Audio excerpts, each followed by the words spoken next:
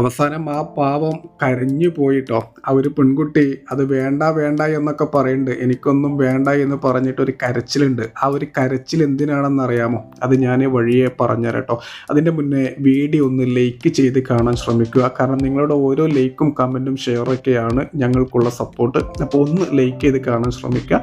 ഇനി വീഡിയോ എന്താണെന്ന് വെച്ചാൽ, ആ ഒരു മകൾക്ക് ഉപ്പ തന്നെ കൊണ്ട് കഴിയുന്ന ഒരു ഗിഫ്റ്റ്, ഒരു സർപ്രൈസ് ഗിഫ്റ്റ് വാങ്ങി കൊടുക്കുകയാണ് കേട്ടോ.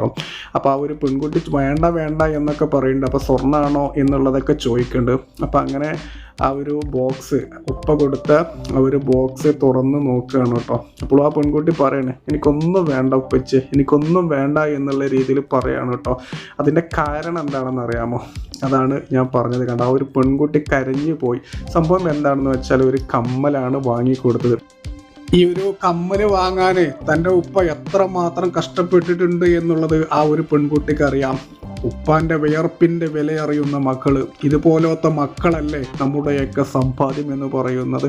എന്തായാലും ഈ ഒരു പൊന്നുമോളെയും ഈ ഒരു കുടുംബത്തെയും നിങ്ങൾക്ക് ഇഷ്ടപ്പെട്ടാൽ ഒന്ന് ലൈക്ക് ചെയ്യുക, ഷെയർ ചെയ്യുക.